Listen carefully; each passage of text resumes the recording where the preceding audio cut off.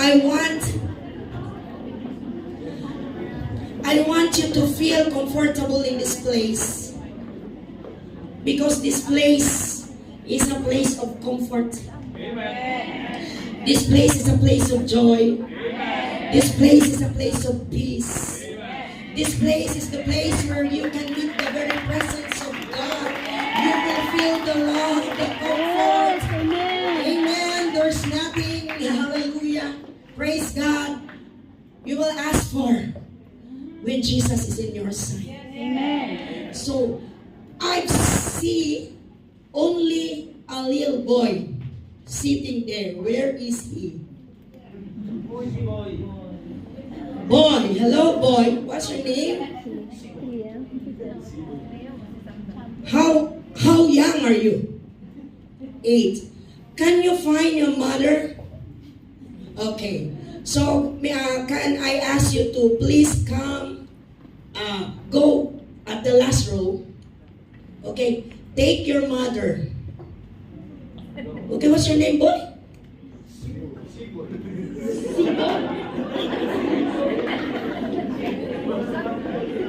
No. JC. Okay, JC, hold the hand of your mom. Okay, kindly assist Sister Joy and give a handkerchief. Will you allow, sister, if you will be blindfolded? Okay?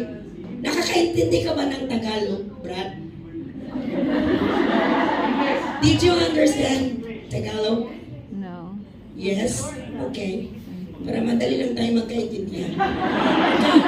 You get your mother there back. At the back. Okay. My instruction is this. You listen to me. Listen to Teacher Marivic. And look at my eyes. Do not be shy. Okay? What you're going to do is from there, you bring your mommy here in front, no, na merong takip ang mata, and then, dalhin mo siya. You will bring her to the pulpit. Okay, start now.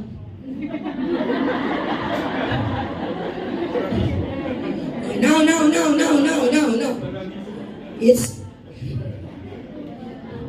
It's how the teacher teach now. Okay. Okay, are you ready, JC? Okay, faster, ma'am. Usher. Okay. Okay, JC, you can choose if you want to pass in this way, at the center, at the side. Okay, you choose. Just bring your mother here in the pulpit, near to me. And when she arrives here, you tell her, Mom, you arrive now. You get the handkerchief. You can open your eye. Okay? Very good. JC, you're doing well. Okay? The mother, hallelujah, come on. Wow. The mother is trusting his son. The mother is trusting his little boy. The little boy is guiding her mother. Come on, come near me. Okay, JC took the hands of her mother, leading her. Okay, here, come on, in the pulpit. Okay, open the eyes, you get the blind. Okay. What's the message of this? Amen. She took her mother blindfold, but the mother doesn't complain. Are you complaining? No, you are just following. Why? Because I have a trust on you. Come on, that's very, very good. Hallelujah. Never complain. Hallelujah. She will allow. Okay, you can go back. Okay, she will allow wherever his son takes her. Why? Because he truly trusts his son. That's what faith like. Trusting even we cannot see the whole picture. We often ask by the preacher, walk by faith and not by sight. And walking by faith, sometimes we stumble. Sometimes, hallelujah, there are ways that are stressful, different directions, but still, we keep on trusting the Word of God, the promises of God, that God will lead us to the safest place, no matter what. The Lord will not allow to harm us. Amen. When we walk with God, we stumble. Not a very nice road. There are rocky roads, mountainous road, or holes there in the roads. But no worry. Although I walk through the valley of the shadow of death, I will fear no evil. Hallelujah. Nobody can harm you. Nobody can hurt you. Nobody can destroy you. Because the Lord is your partner. Come on. Hallelujah.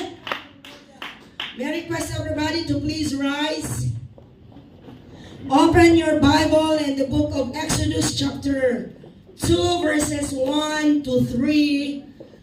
Jump to verse 9, then 10.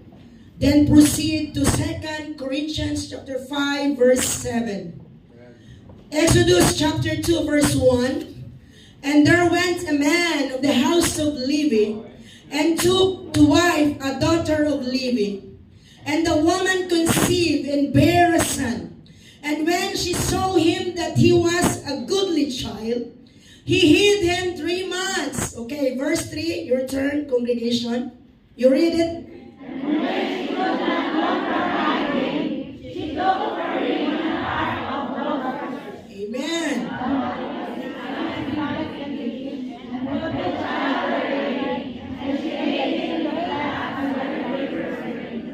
I will read verse 9. And Pharaoh's daughter said unto her, take this child away, and nurse it for me, and I will give thee thy wages. And the woman took the child and nursed it. Verse 10. You read. And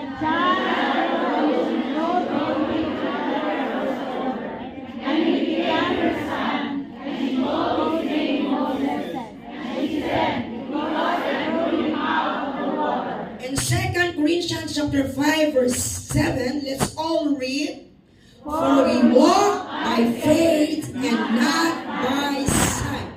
I will bring you the message that says from our verse, for we walk by faith and not by sight. May I request Pastor Bobby to pray.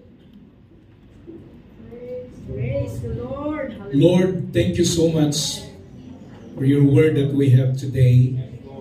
I'm asking, Lord, that standing now, your servant behind this pulpit, I declare and release the anointing of your oil, the double portion of your spirit to be upon Minister Marivic, Lord Osomo.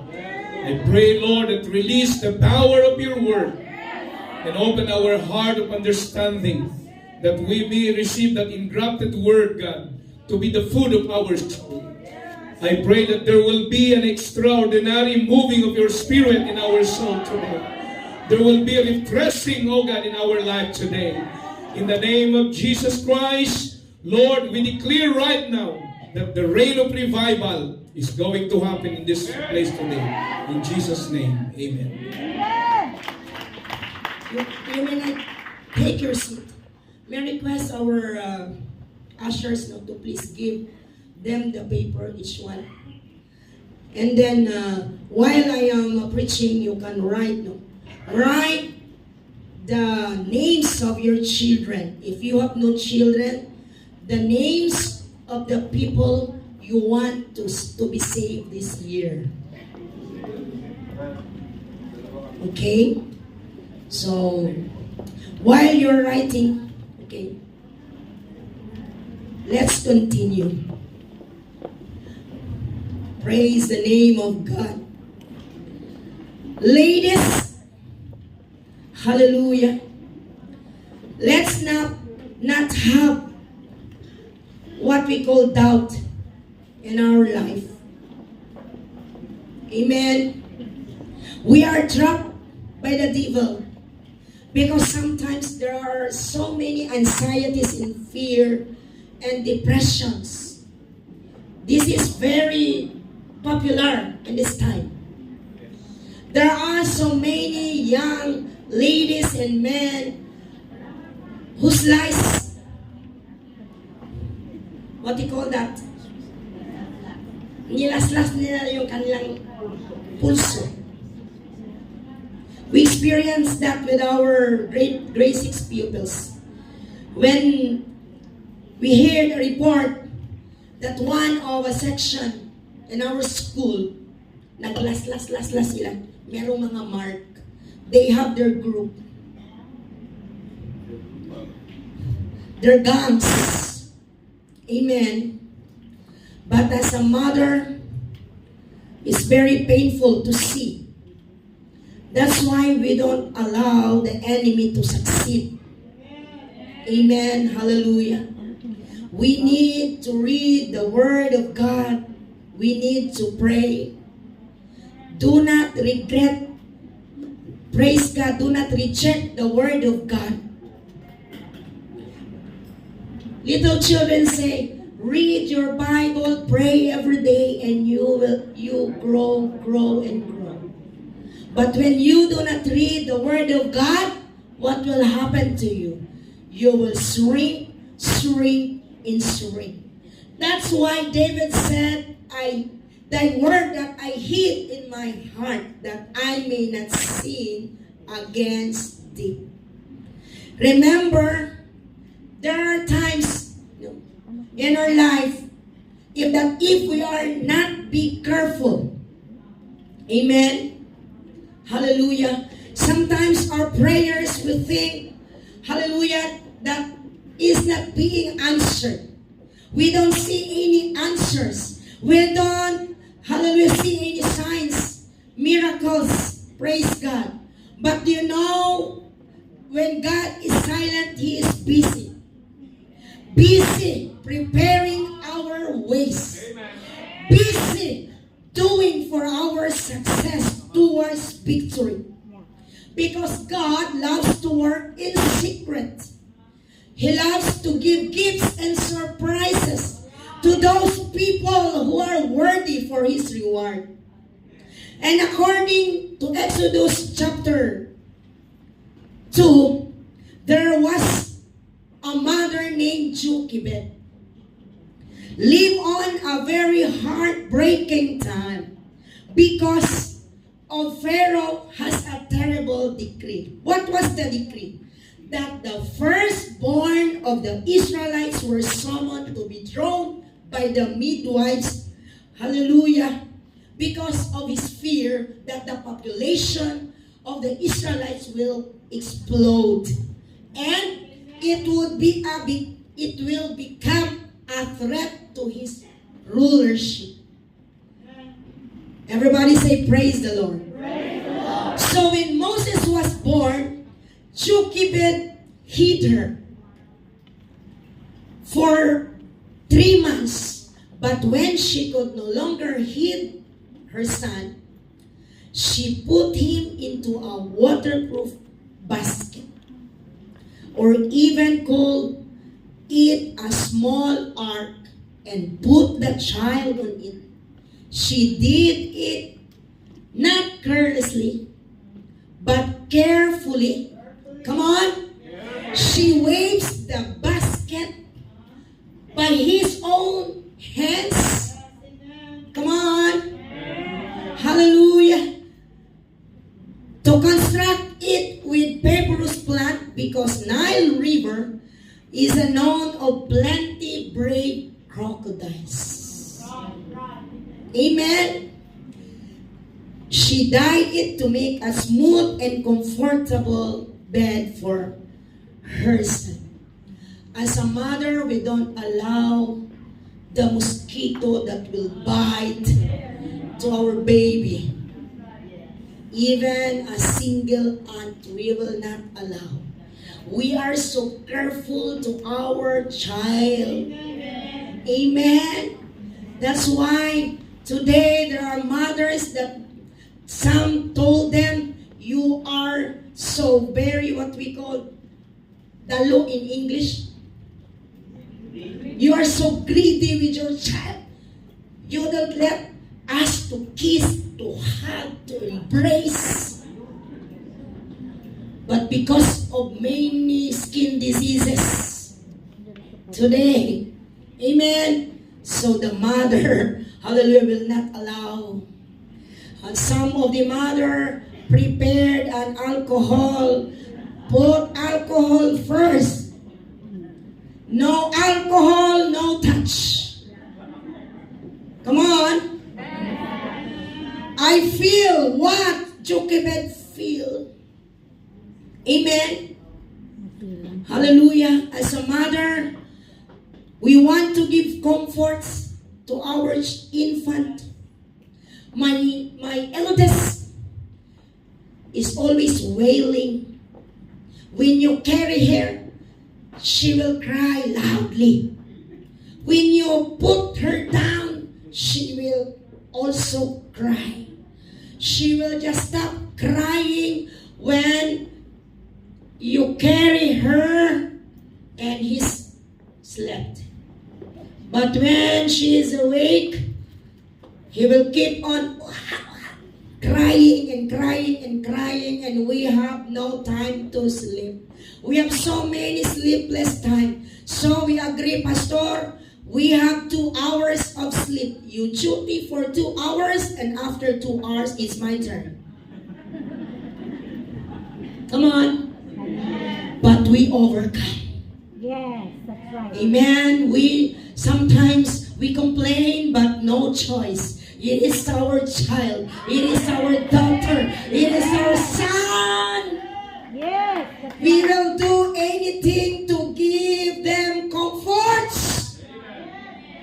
Even the last cents, we will give it to them. Come on. Amen. Hallelujah. In the Philippines, some of the children want to have an iPad, an iPhone. But the mother is washing clothes to the neighbors. Come on. And the child threatening the mother, Mama, if you will not buy me or give me a gift of iPhone, I will not go to school. Come on. Hallelujah. Praise God. But thank you, Jesus. Hallelujah. We have a babies, we have a children who knows to praise God. Hallelujah. They have verses. They memorize the word of God. They have song for Christ. Amen. So Jochebed plastered inside the basket with dye to make it smooth and comfortable bed. Why you are here now? Here in Hong Kong. You come from Visayas, you come from Mindanao, Manila, Bohol, Bicol, but you are here because you want to give comforts to your children.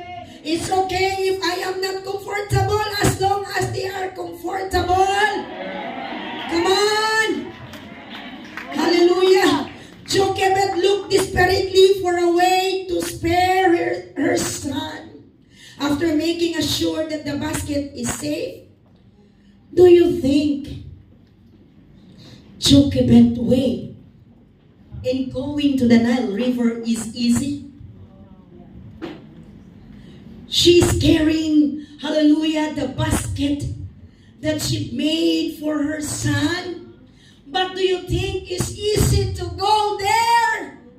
There are soldiers everywhere looking for a baby, a firstborn son. Hallelujah. That if they hear a first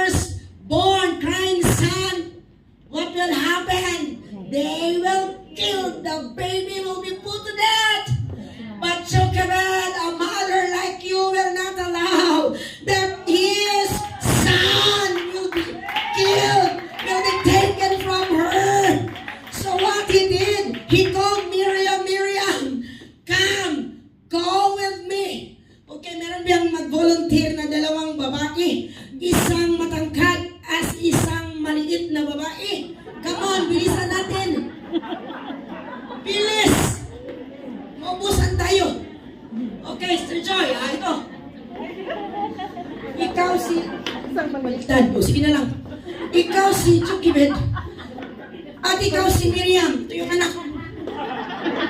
This will be your position. Come on.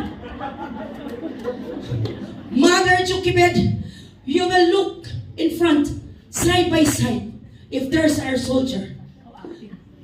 Yeah. And you, Miriam, you look here, at the back of your mother, side by side, and look. Come on. Oh, no. Sige. Oh, okay. Okay, there's soldier. Stop. Hide on the tree. Tago. Come on. Hallelujah. Okay, stand up. Okay. The center is free. Sige, go. Run quickly. Run. Quickly, not slow. Come on. It's not an easy way. Give me that joy, Sister Joy. It's not an easy way. But Jochebed, hallelujah, is finding a way to save, to put this basket on the Nile River. Amen. Does he stop? No. She continues even, hallelujah, he is at risk because her desire is to save her son. Come on. Hallelujah. Why you are here? Because you are not stopping. Because of the education of your daughter. Yes, that's right. You are not stopping. Because you have no house of your own in the Philippines. You are lucky, you are blessed if you have. But while you are here, you want to buy even a small land for your children to stay. You want to give them a better future. Yes, that's right. Come on! Amen. You send money for your children. That's right. Hallelujah. Hallelujah! We will do everything for your children like Jochebed. Do you know that the lady in front of you have also a hard way? Before we reach here, we have a hard way. We save money to come here, to look for this beautiful place, to see your beautiful faces, to see you face to face. There are brethren there. Every Friday meeting, they pray for our trip. Every Saturday prayer and fasting. Because when we told Pastor Nilo, we want to visit Hong Kong because time will come, we will visit my granddaughter. If you love your son and your daughter, much more to your grandchildren. Amen. Grandchildren, if you have. So I told to my daughter, Anak, 2 or 3 years from now, I will visit my apo, my granddaughter. I miss her so much for just, I think, 2 weeks or 1 week. Because she is a very jolly child, at 2 years old. She can respond, she sings songs for God. When he listens to music, he keeps on praying, jumping, singing. Amen. At biglang kinuha ng ina. Hindi naman yung akin. Okay, it's okay. Sorry. That's not mine. That's not ours. Our purpose to be here is to have a mark that we have visited an Asian country. Pastor Nilo, you accompany us. Kasi pag wala kaming kasama, mawawala kami sa Hong Kong. It's hard to be in first time. You'll be called ignorant if you are and the first time. Right? It's not hard to come in your place. When we go to the airport, I'm so excited. We had a beautiful OOTD. Preparing it for how many months? I want you to laugh because today is Mother's Day. Come on. And then when we go to the immigration, wow, it's very smooth, peaceful. They just ask, what is your work, ma'am? I am a minister. Do you have a card? Yes, sir. I give the card. And okay, you can go. Let's clap our hands to Jesus. And answer prayer. We're excited. We smart pictures because first time is, you know na. We are Filipino. Yes. Yes. And then, we're so happy taking pictures with my husband. Because we don't experience it before. Store. Right? We started from very hard ministry. If you are here yesterday, my husband told we have no church, we have no house, we have no money. The money that we have is only 4,000 in our pocket. The money that has been pinned during our wedding. That was our baon. Pabaon money. Right? Hallelujah. No house. No bed. We just rented a very small house. A room. With a small church. Amen. But God is good. Yes. All the time. We are worthy of honor and reward.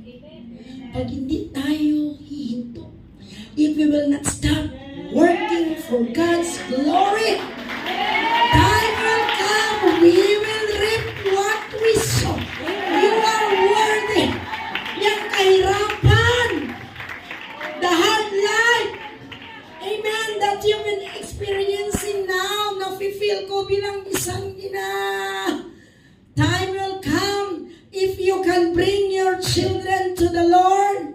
You can explain to them, you communicate with them, you pray for them, you will tell them that you love them, but because of your love, you are here apart from them. Amen. The only weapon that you have here is pray. Yes. It is our pipeline. Yes, that's right. Our prayers can reach everywhere. No limit. No. Hallelujah. Come on. That's why, ladies in Hong Kong, do not stop praying. Pray and pray and pray until something happens. Do not go away inside the church. Even King David, he is a king. He can travel everywhere. He can go to a picnic. He can visit different beaches. And I believe 100% in times of worship, David will not go to the beach. David will not go anywhere. Amen. Amen. David said, I was glad when they said unto me, let us go into the house of the Lord. Why? Because in the house of the Lord, come on! In the house of the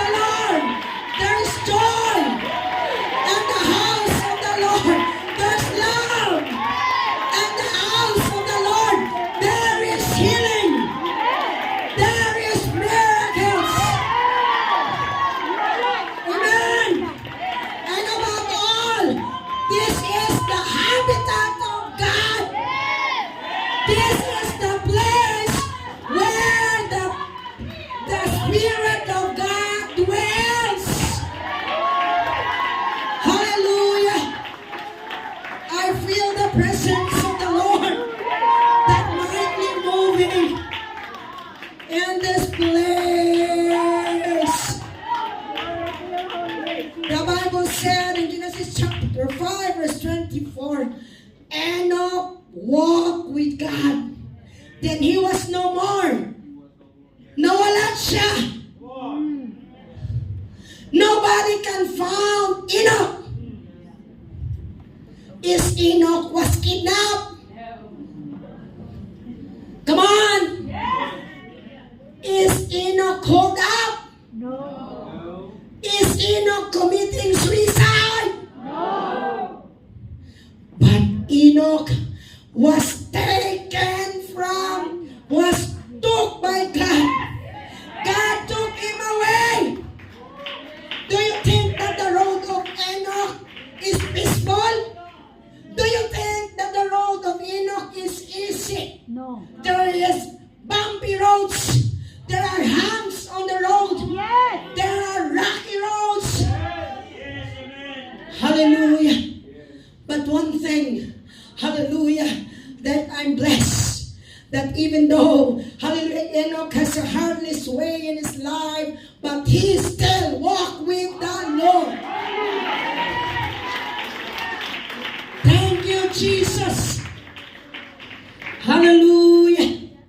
Hallelujah. Come on, let's praise the name of our living God. As I told you, our way here is not easy. We're so happy. Hallelujah. We fly on the air. Hallelujah. Starting from 9:30 in the morning. Hallelujah. But I told this yesterday. After, hallelujah, 11 o'clock in the morning. Hallelujah. A turbulence. I told them, like Panchas Pacquiao, shake the plane. I thought the wings of the plane will be cut down. Oh no, I have a trauma, an earthquake. I thought the earthquake is down the earth, but there's still earthquake here in the air. Yeah, I'm not joking, that's true. Oh God. All of the passengers crying, praying. Pero hindi halata. Kasi nakita ko yung mga mukha ninyo. I've seen your faces. The beautiful ladies in Hong Kong. Hallelujah. Kahit merong dinadala, you're carrying something. You have burden, you have the pain, sometimes not all who are here has a beautiful journey. Amen. Hallelujah. Most of the passengers say, Ginoo, tabang, tabangi ko, Ginoo, tabang. In English, Lord, help, Lord Jesus, help me. And as a woman and man of God, what we do? What we did? Pray. I close my eyes. Lord, Jesus, in Jesus' name, rebuking a demon spirit. In Jesus' name, I close my eyes and pray, Lord, hallelujah. Praise God, please save us. Lord, I am here in Hong Kong to travel. But not only that, Pastor Nilo scheduled us to preach on Saturday and then full time on Sunday. But we don't know the plan of God because Pastor Bobby used God. I don't know what's the reason that we came here and met him, and he said, "You're going to preach this Sunday." It's not an easy way. I told God on my prayer, Lord, please do not kill me. Do not take me now, Lord.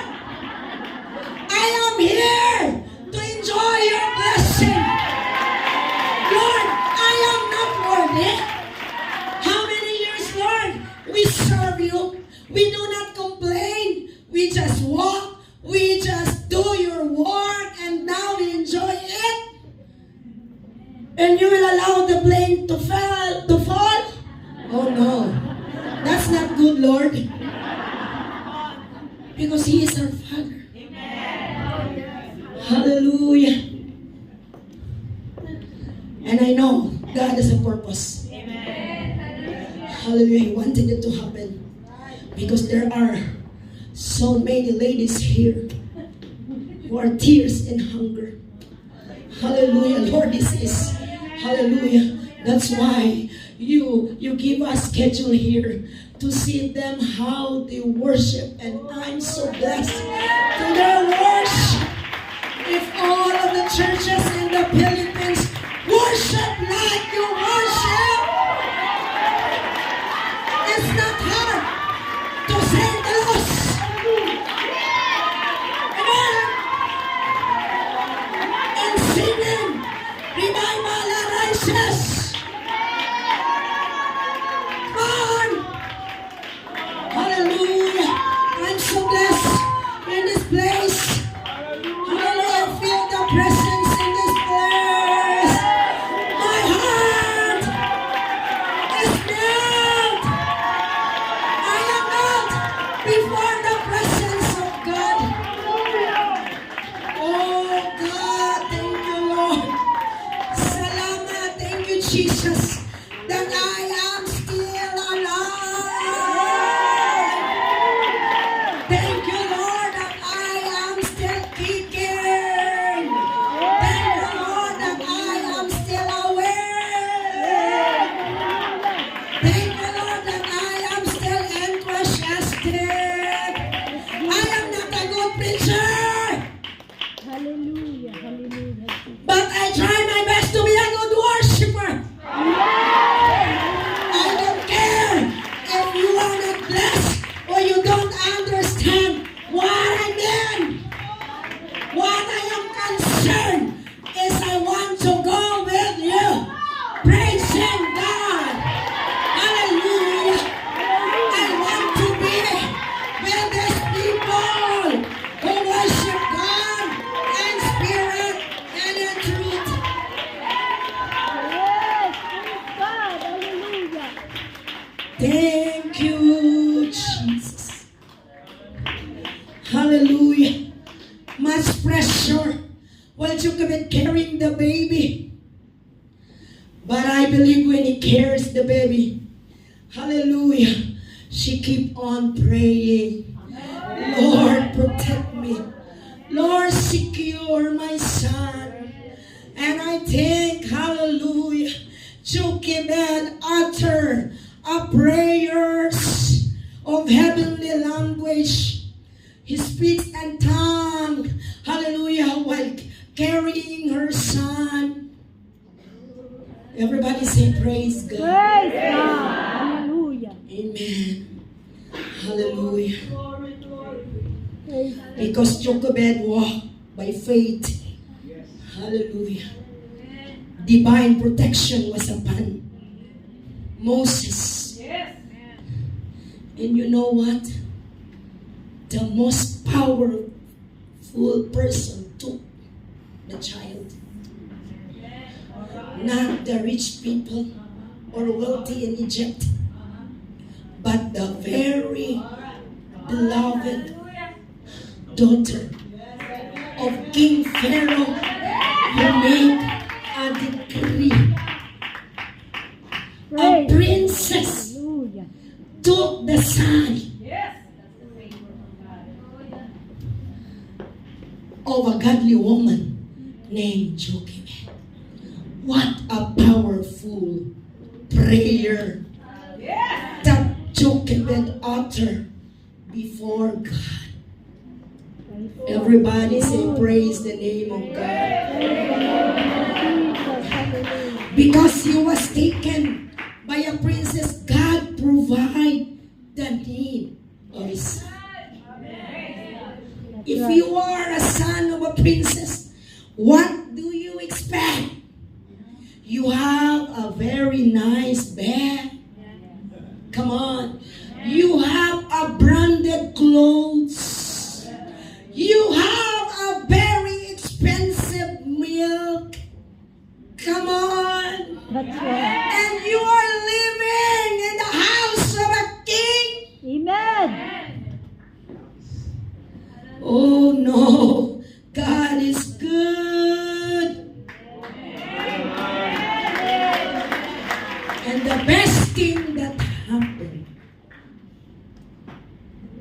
the only mother that I read in the Bible that every 30th of the month receive a salary to watch over her son. How about you? How much salary did you get? The salary we get is 2 plangkanang labahin. Isang lababong napakaraming hugasan. That you cannot wash those plates if your child will not go to sleep. Sometimes, hallelujah, we got angry because you want him to sleep. Sleep, because I want to wash your clothes. Sleep, because I want to cook. But look at this lady, Jochebed. She has a salary. And I believe the salary is not salary that you receive here in Hong Kong. Because her boss is a princess that loved, hallelujah, Moses so much, like her own son. Yes. Can you praise God? Hallelujah, Jesus! Oh, praise you, Jesus! When you serve God, unlimited gifts, unlimited favor. Amen! But you need to do your part. Amen! Malachi 3:10. Bring the whole tithes into the storehouse that there may be food in thine house. Ito na naman. Akala ko revival. Bakit may tithes and offering? Because this is the only verse that God challenged. Amen! No other verse can you find that God challenged. God said, test me. Yes! Try me. Yes! Hallelujah! You have tested. You have tried. You have faithfully give your tithes and offering. And God challenged and see and look. Come on. Hallelujah. Woo! God said, see, if I will not, this is New International Version, if I will not throw open the floodgates,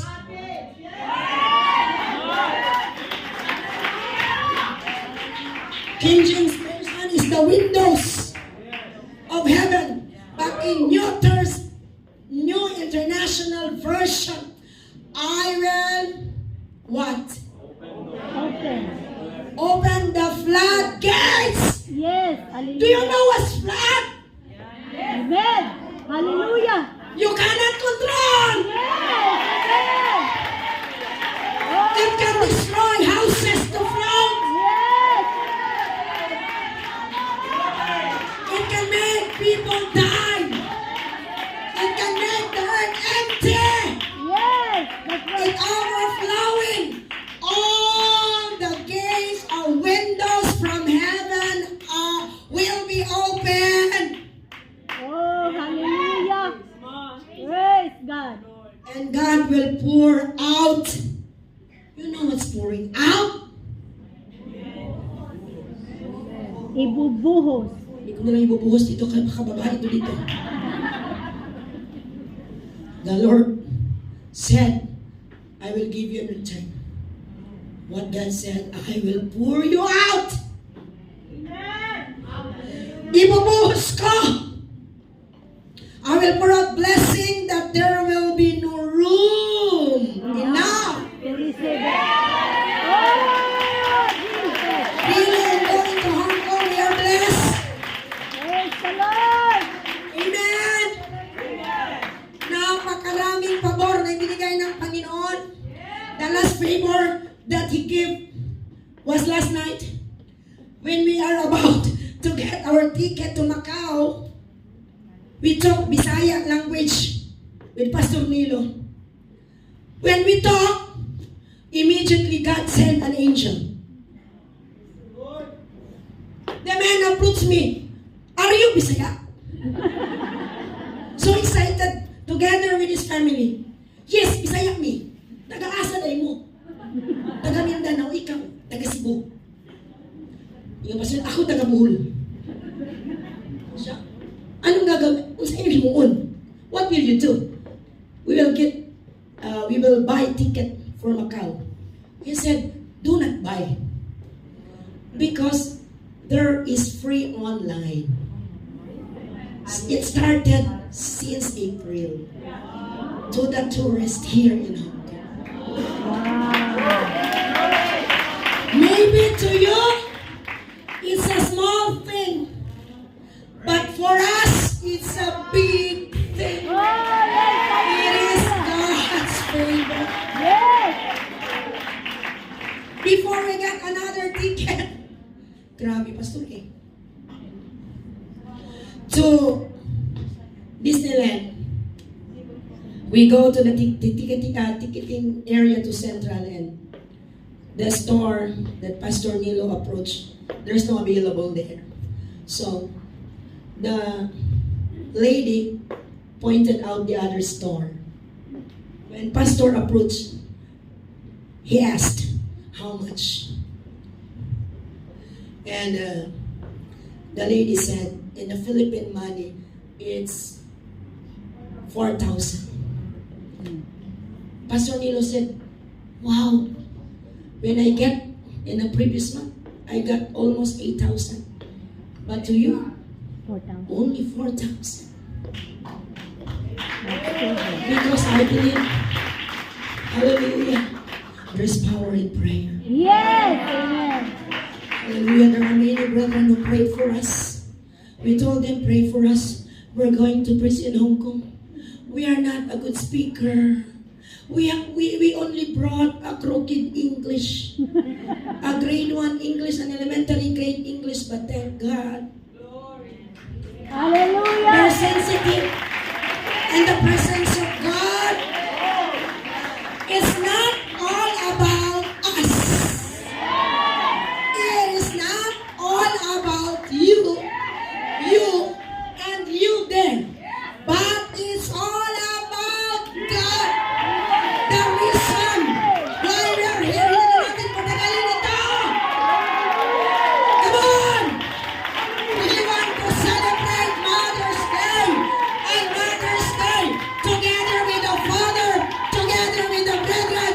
This message, I don't know if you're a pastor or whatever, a worker, but this message is not for us alone. It is for everybody. We will do anything to take good care of our children. Do not make a hindrance that your children cannot be saved because you're here. Don't tell God, Lord, they will not listen. Lord, they are very hard-headed. There are no hope. Some of them are in drug addiction. Some of them are in vices. Some of them are in anxiety. Some of them have problems. Some of them didn't understand us. But thank that we have a God, an all-powerful God, an all-knowing God. I have here a basket. Have you done writing the name of your children? Okay, from your side, can you put the names written here inside the basket? Consider a symbol of your children. Come on. If you are done, come forward. Hallelujah. Okay, put it down there.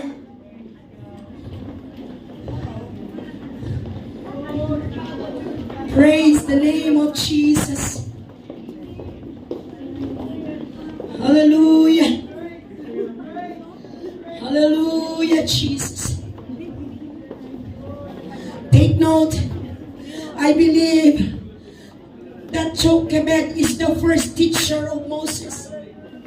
Since Jochebed is a daughter of Levi, Levi is a priest. I believe when she is nursing Moses,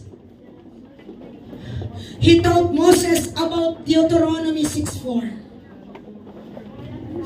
Hallelujah. Every morning, Jochebed, hallelujah, will told Moses, "Hear, O Israel, the Lord our God is one Lord." Even there are, hallelujah, smart teachers, the best teachers that teaches Moses with secular studies. But the mother Jochebed taught Moses about the one true God. And he will told Moses, "Thou shalt love the Lord thy God with all thine heart, and with all thy soul, and with all thy might."